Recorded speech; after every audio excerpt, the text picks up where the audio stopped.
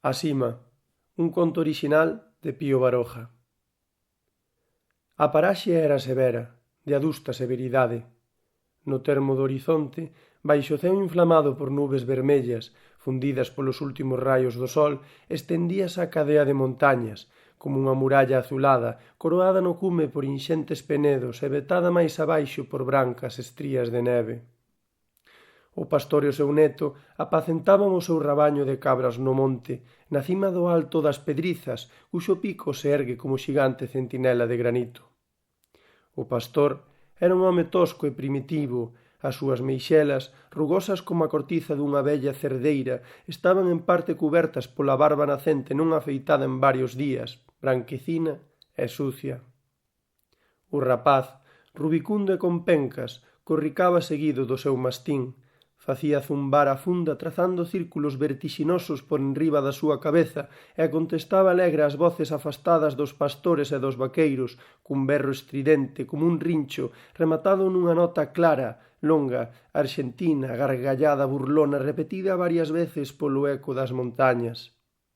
O pastor e o seu neto vían desde o cume do monte ladeiras e outeiros en árbores, prados ermos con manchas negras, redondas das matogueiras de xesta e macizos violetas e morados dos tomiños e das lavandas en flor.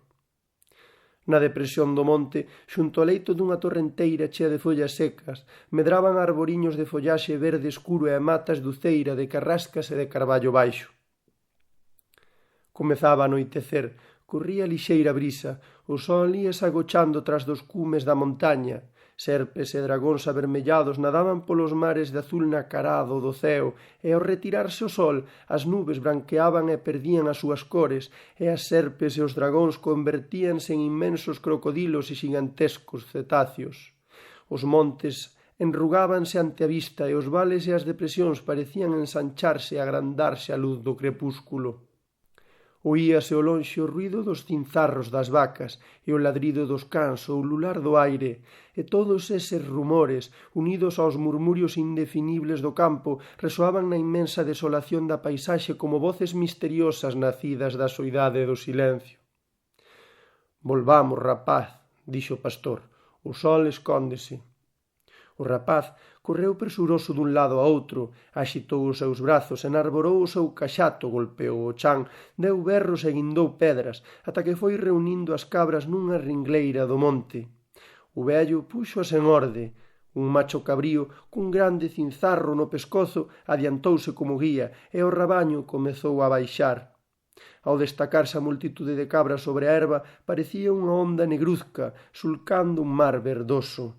«Viche, rapaz, se o macho cabrío de ti Remedios vai no rabaño?» preguntou o pastor. «Vin, avó», respondeu o rapaz. «Hai que ter ollo con ese animal, porque malos demos me leven se non lle teño aversión a esa besta». «E iso por que vos pasa, avó?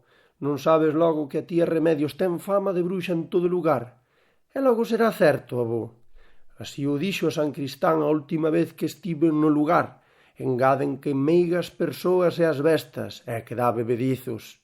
Din que abriron polos aires entre bandas de cóbregas».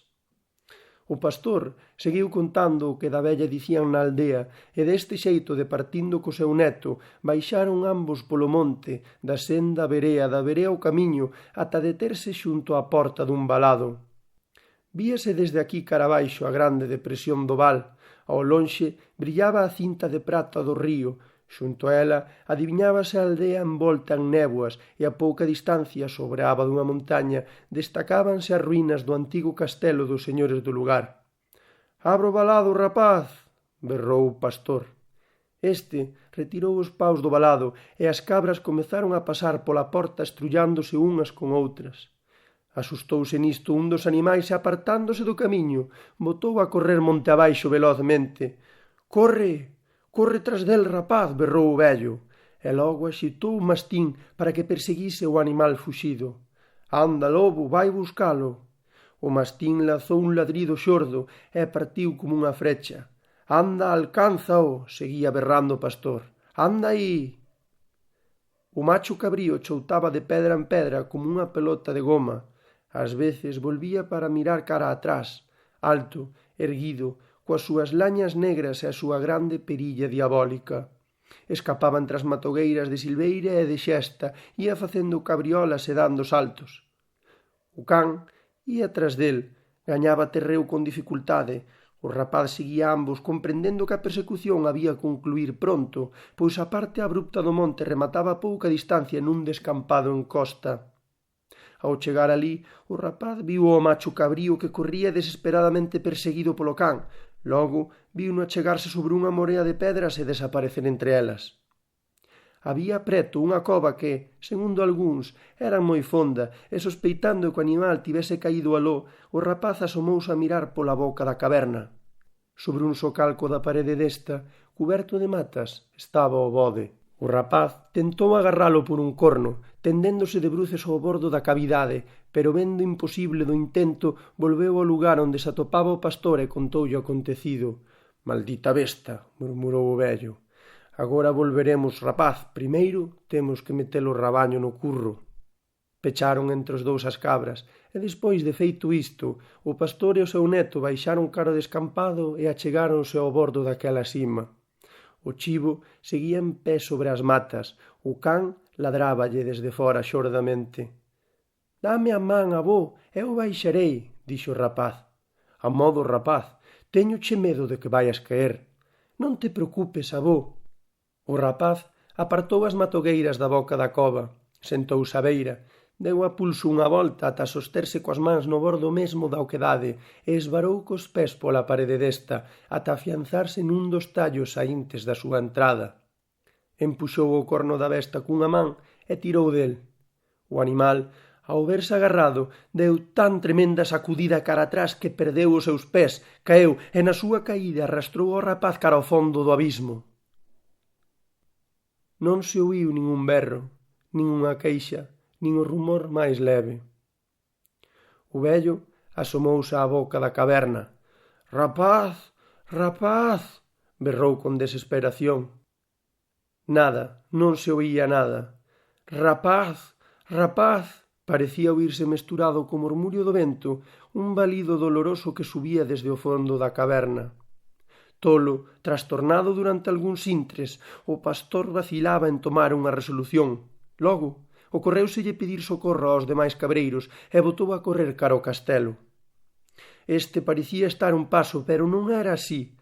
O vello chegou a duras penas. Desde lonxe viu ás portas da ruína 3 ou 4 homes de figura movediza e borrosa, esveltos e longos como pantasmas. O vello camiñaba axitado. Avanzaba a noite, o ceo enchíase de estrelas, un luceiro brillaba coa súa luz de prata por enriba dun monte, doce e soñadora meniña que contempla o val. O vello, ao chegar xunto ao castelo, subiu a el por unha estreita calzada, atravesou a derruída escarpa e pola gótica porta entrou nun patio cheo de cascallos, formado por 4 paredóns, únicos restos da antiga mansión señorial. No oco da escaleira da torre, dentro dun cuberto feito con estacas e palla, víanse a luz dun candil fumegante 10 ou 12 homes, rústicos pastores e cabreiros agrupados ao redor duns cantos tizóns acesos.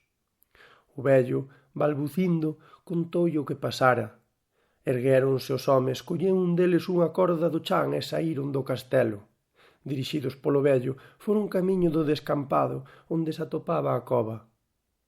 A coincidencia de ser o macho cabrío da vella meigo que arrastrara o rapaz ao fondo da cova tomaba na imaginación dos cabreiros grandes e extrañas proporcións. «E se a besta fose o demo?» dixo un. «Ben podería selo», repuxo outro. Todos se miraron asustados. Ergueuse a lúa. Densas nubes negras como arrabaños de seres monstruosos corrían polo ceo. Oías un rumor de chocas, brillaban na distancia as fogueiras dos pastores. Chegaron ao descampado e foron achegándose á cima co corazón latexando. Acendeu un deles un brazado de polas secas e asomou na boca da cova. O lume iluminou as paredes cortantes. Unha nube de morcegos asustados levantouse e comezou a voar no aire.